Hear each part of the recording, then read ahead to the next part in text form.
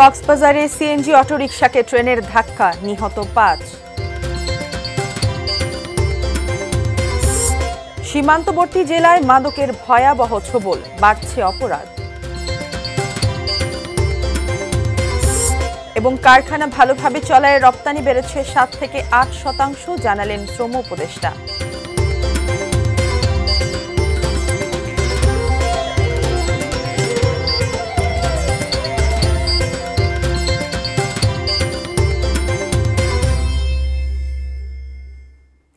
দেখছেন এটি নিউজ।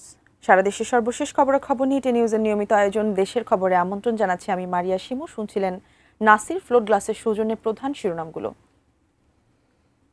বিস্তারিত জানাচ্ছি। কক্সবাজারের রামু রশিদনগরে ট্রেনের ধাক্কায় চালক সহ অটোরিকশার আরোহী ৫ জন নিহত হয়েছেন। দুপুর সোয়া ১টার দিকে ঢাকা কক্সবাজার রুটের রামু উপজেলার রশিদনগরের ধলিরছড়া রেল ক্রসিং এলাকায় এই দুর্ঘটনা ঘটে। নিহতরা হলেন দগাঁও উপজেলার পোকখালী ইউনিয়নের নাজির হোসেনের স্ত্রী মরিয়ম আক্তার ও তার শিশুকন্যা এবং অটোরিকশা চালক হাবিবুল্লাহ। নিহত অপর দুজনের নাম ও পরিচয় নিশ্চিত হওয়া যায়নি।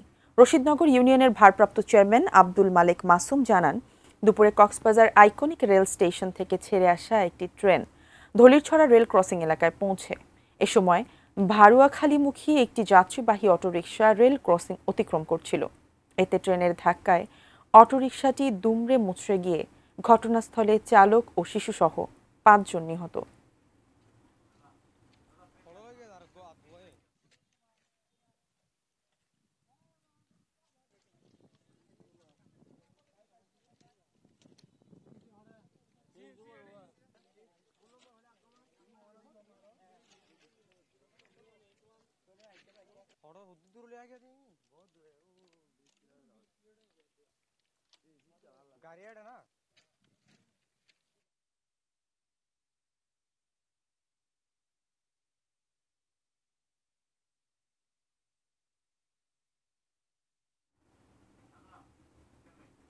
দর্শক, কক্সবাজারের রশিদনগর ভারুয়াখালী রোডে ট্রেনের ধাক্কায় দুমড়ে মুচড়ে গেছে সিএনজি অটোরিকশা, নিহত হয়েছেন ৫ জন। এ বিষয় নিয়ে আরো বিস্তারিত জানতে কক্সবাজার থেকে সরাসরি যুক্ত হচ্ছেন প্রতিনিধি অর্পণ বড়ুয়া। আমরা তার সঙ্গে যুক্ত হচ্ছি। অর্পণ বড়ুয়া, আমাদের জানাবেন বাকি যে দুজনের পরিচয় এখনো জানা যায়নি, তাদের পরিচয় নিশ্চিত হয়েছে কিনা এবং সর্বশেষ কি অবস্থা সেখানে? যে আপনি যেমনটি বলছিলেন, এই মুহূর্তে আসলে কক্সবাজারের যে রামু উপজেলার ধলিরছড়া যে জায়গাটিতে দুর্ঘটনাটি ঘটেছে, সেখানে পুলিশ সহ অন্যান্য আইনশৃঙ্খলা রক্ষাকারী বাহিনীর সদস্যরা এখানে উপস্থিত হয়েছেন এবং এখানে উদ্ধার কার্যক্রম চালাচ্ছেন। আপনি নিশ্চয়ই জানেন, কক্সবাজার থেকে যে চট্টগ্রামগামী একটি ট্রেন যাওয়ার সময় রামু উপজেলার ঢাকা যে মূলত কক্সবাজার থেকে ঢাকা পর্যন্ত যে রেল রুটটি আছে, সেখানে রেল রুটের রামু উপজেলার ধলিরছড়া রেল ক্রসিং এলাকায় একটি সিএনজি ক্রস করার সময় সেই সিএনজিটি আসলে রেলের ধাক্কায়, ট্রেনের ধাক্কায় ধুমড়ে মুচড়ে যায় এবং সেখানে থাকা ৫ জন যাত্রী ইতিমধ্যেই নিহত হওয়ার খবর আমরা পেয়েছি। এখানে রামু থানা পুলিশ সহ অন্যান্য আইন শৃঙ্খলা রক্ষাকারী বাহিনীর সদস্যরা এখানে উপস্থিত হয়েছেন এবং লাশগুলোকে উদ্ধার অভিযান চালাচ্ছেন। এবং আরেকটি বিষয় জানিয়ে রাখতে চাই, কক্সবাজার থেকে ঢাকা পর্যন্ত যে রেল রুটটি রয়েছে, এখানে হরহামেশাই কিন্তু এই ধরনের ছোট বড় দুর্ঘটনা ঘটে থাকে। তবে আজকের যে দুর্ঘটনাটি, এটি অত্যন্ত ভয়াবহ এবং হৃদয় বিদারক। এখানে বিক্ষুব্ধ মানুষ যারা রয়েছেন, স্থানীয় এলাকাবাসী, তারা চট্টগ্রাম থেকে কক্সবাজার আসা একটি সৈকত এক্সপ্রেসকে তারা আসলে যেতে দিচ্ছেন না এবং এখানে আটকে দিয়েছেন। সেই ধরনের পরিস্থিতি আমরা দেখতে পেয়েছি। যারা মৃত্যুবরণ করেছেন তাদের মধ্যে একজন চালক রয়েছেন, পাশাপাশি একজন নারার কর্তাও রয়েছেন বলে আমরা জানতে পেরেছি। পাশাপাশি অন্য যে যারা মারা গিয়েছেন তারাও আসলে পরস্পর আত্মীয় স্বজন। এখানে উত্তপ্ত পরিস্থিতি আমরা দেখতে পাচ্ছি। স্থানীয় মানুষজন যারা আছেন তারা কিন্তু একেবারেই বিক্ষুব্ধ অবস্থায় রয়েছে। চট্টগ্রাম থেকে আসা একটি ট্রেন তারা আটকে দিয়েছে বলে আমরা এখানে আসলে দেখতে পাচ্ছি। স্থানীয় লোকজন ছেড়ে আসা ট্রেনগুলো অসতর্কতাবশত আসলে এখানে যারা চলাচল করে রেল লাইনের আশেপাশে যারা বসতি রয়েছেন, তারা আসলে রেল ক্রসিং পার হওয়ার সময় এই ধরনের আসলে সড়ক দুর্ঘটনা, রেল দুর্ঘটনা বারবার এখানে ঘটছে। তাই আসলে অতিরিক্ত সতর্কতামূলক যে কোনো ধরনের ব্যবস্থা আসলে রেল কর্তৃপক্ষ যদি গ্রহণ করে, তাহলে রেল দুর্ঘটনা অনেকাংশে কমে আসবে বলে এখানকার এলাকাবাসী মনে করছেন। একটু ছিল এখান থেকে সবচেয়ে। ধন্যবাদ অর্পণ আপনাকে। দর্শক, কক্সবাজার থেকে আমাদের সেখানকার সর্বশেষ জানাচ্ছিলেন প্রতিনিধি অর্পণ বড়ুয়া। সীমান্ত পেরিয়ে আসছে ফেন্সিডিল, ইয়াবা, গাঁজা। গ্রামে গ্রামে বসছে মাদকের হাট। বিক্রি করা হচ্ছে খোলামেলা পরিবেশে। মাদক এখন আর শুধু শহরের গোপন চত্বরে নয়, পৌঁছে যাচ্ছে প্রত্যন্ত সীমান্ত এলাকার হাট বাজারে। কিশোর বয়সের ছেলেমেয়েরাও জড়িয়ে পড়ছে আশঙ্কাজনক হারে। প্রতিনিধিদের পাঠানো তথ্য ছবিতে ডেস্ক রিপোর্ট। কুমিল্লা জেলার 5টি উপজেলায় 103 কিলোমিটার এলাকা জুড়ে ভারত সীমান্ত। আইন শৃঙ্খলা বাহিনীর চোখ ফাঁকি দিয়ে প্রতিদিন সীমান্ত পেরিয়ে আসছে ভয়ঙ্কর নেশার ফাঁদ, গাঁজা, ইয়াবা, মদ। রুট বদলাচ্ছে, হাত বদল হচ্ছে বারবার। মহানগরের প্রায় প্রত্যেকটি পাড়া মহল্লায় গড়ে উঠেছে একাধিক মাদক স্পট। একদম নিয়মিত একটা ডিউটি করে তাদের চাকরিটা বাঁচায় রাখছে, বেতন নিচ্ছে, আর কোনো কাজ করে না। আপনি আসামি ধরতে করবেন, হ্যাঁ ধরে নিতেছি, এখন আসতেছে এই ক্ষুদা, আপনি সোর্স দেন, লুক দেন, আমি যে ধৈর্য দিতে বই সব করি, কিন্তু তাদের প্রয়োজনে যেটা দিকে এটা ধরবো। আপনি মাদক বিক্রি করতেছে, এরাই তো জানে মাদক বিক্রির সকল তথ্য তাদের কাছে আছে, ধরেনি, কারো ধরে না। মাদকের বিস্তার বাড়ছে ব্রাহ্মণবাড়িয়াতেও। আইন শৃঙ্খলা বাহিনীর শিথিলতার সুযোগে বেপরোয়া হয়ে উঠেছে মাদক ব্যবসায়ীরা। মাঝে মাঝে বিজিবির বিশেষ অভিযানে মাদক সহ চোরা কারবারিরা ধরা পড়লেও অধরা থাকছে গডফাদাররা। এই ব্রাহ্মণবাড়িয়াতে যারা যারা মাদক ব্যবসা করে এরা কিন্তু একটা চিহ্নিত মাদক ব্যবসায়ী, এবং প্রশাসনের যে যে দপ্তরগুলো এর সাথে জড়িত এরা সবার তার কাছে কিন্তু এদের তালিকা আছে।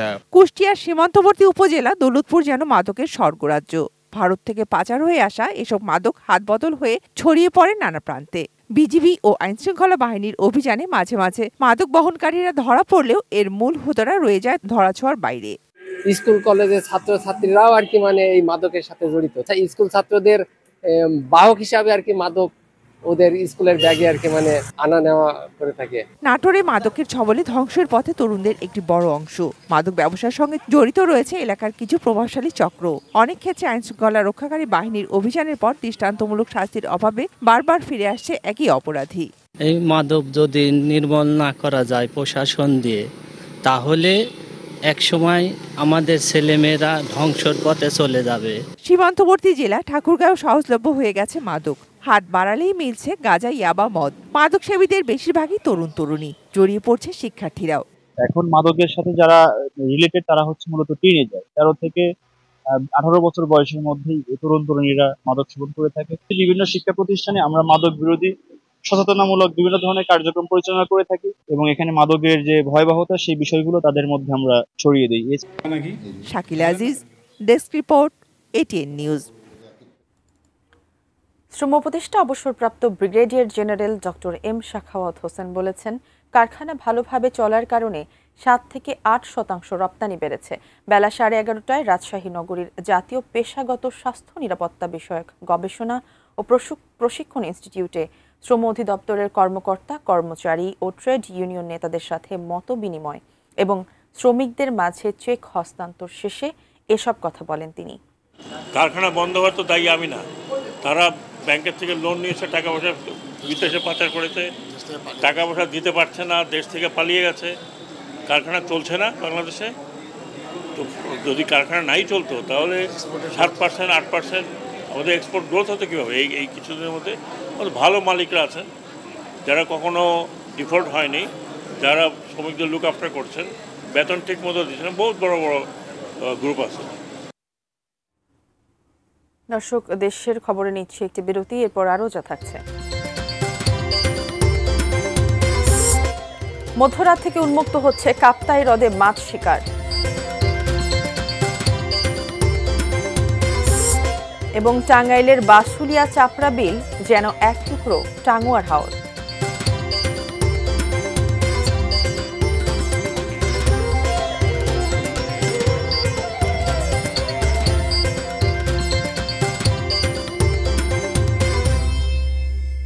বিরতির পর আবারও ফিরে এলাম দেশের খবরে। টাঙ্গাইলের বাসুলিয়া চাপড়া বিল যেন এক টুকরো টাঙ্গুয়ার হাওর। ভ্রমণের জন্য দিন দিনই জনপ্রিয় হয়ে উঠছে বাসুলিয়া। নিসর্গপ্রেমীরা ছুটছেন তার সৌন্দর্যের টানে।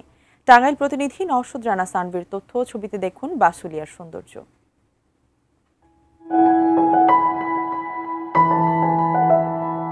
চারদিকে জলের আহ্বান, জলরাশি ছুঁয়ে ছুটে আসছে স্নিগ্ধ শীতল মিষ্টি হাওয়া। তারই মাঝে ডালপালা ছড়িয়ে দাঁড়িয়ে আছে এক বুড়ো হিজল গাছ। কখনো বৃষ্টি এসে ছুঁয়ে যায়, তো কখনো আকাশের ক্যানভাসে রংধনুর 7 রং মন রাঙায়। এমনই চোখ জুড়ানো মন ভুলানো দৃশ্য এই বাসুলিয়া চাপড়া বিলে।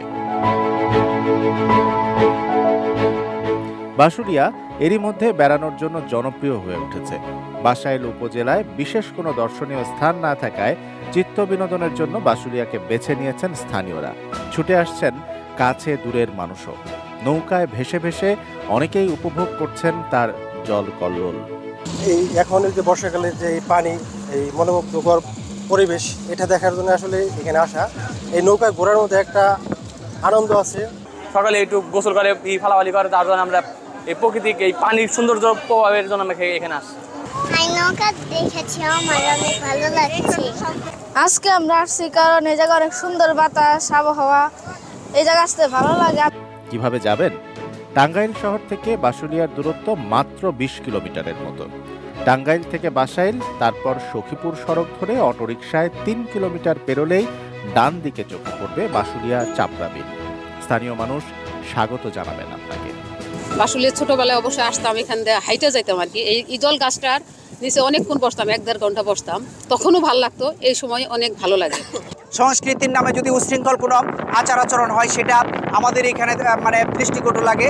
স্থানীয় প্রশাসন এবং জেলা প্রশাসক মহোদয় যদি এই জিনিসটার উপর একটু নজর দেন, তাহলে এই সারা বাংলাদেশের মধ্যে একটি অন্যতম একটি পর্যটন এরিয়া হিসেবে এটা মানে খ্যাতি লাভ করবে। Shamsul Arefin, desk report, ATN news. দেশের খবরের সময় হলো আরেকটি বিরতির। ফিরছি কিছুক্ষণের মধ্যে, সঙ্গেই থাকুন।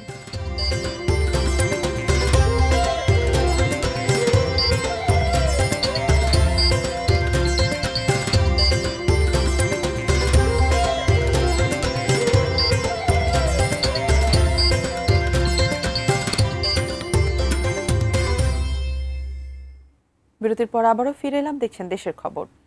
3 মাসের নিষেধাজ্ঞা শেষে আজ রাত 12টার পর থেকে কাপ্তাই হ্রদে মাছ শিকার উন্মুক্ত করা হচ্ছে। মাছ আহরণের সময় ঘনিয়ে আসায় আবারও জমজমাট হয়ে উঠেছে বিএফডিসি ঘাট। শ্রমিকরা পার করছে ব্যস্ত সময়।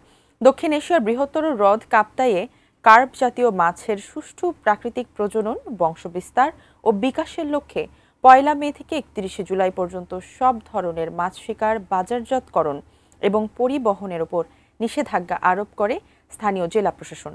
পরে নিষেধাজ্ঞা আরও 2 দিন বাড়ানো হয়। নিষেধাজ্ঞার সময় মৎস্য আহরণের ওপর নির্ভরশীল প্রায় 26,000 জেলেকে বিশেষ ভিজিএফ কার্ডের মাধ্যমে খাদ্য সহায়তা দেওয়া হয়ে থাকে। এদিকে কর্মচঞ্চল হয়ে উঠেছে জেলার সবথেকে বড় মৎস্য অবতরণ কেন্দ্র বিএফডিসি ঘাট। মাছ আহরণের সময় ঘনিয়ে আসায় আবারও জমজমাট হয়ে উঠেছে এই ঘাট। ব্যবসায়ীরা মাছ পরিবহনের জন্য প্রস্তুত করছেন ড্রাম, বরফ ভাঙার মেশিন সহ সকল কাজ।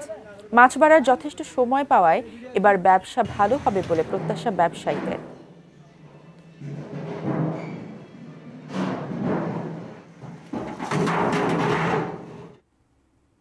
সংবাদ শেষ করব, তবে তার আগে নাসির ফ্লোর গ্লাসের সৌজন্যে শিরোনামগুলো আরো একবার।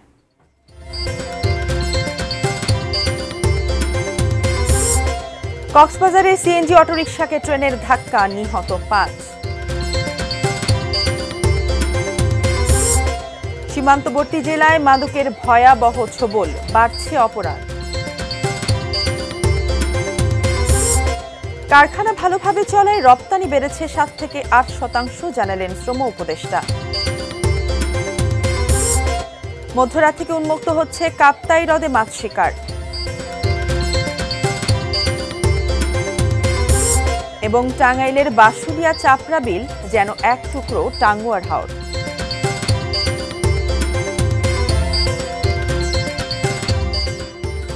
দর্শক, এই ছিল দেশের খবরের সর্বশেষ। কাল আবারও দেখা হবে একই সময়ে। সে পর্যন্ত সবাই ভালো থাকুন, দেখতে থাকুন এটিএন নিউজ। ধন্যবাদ।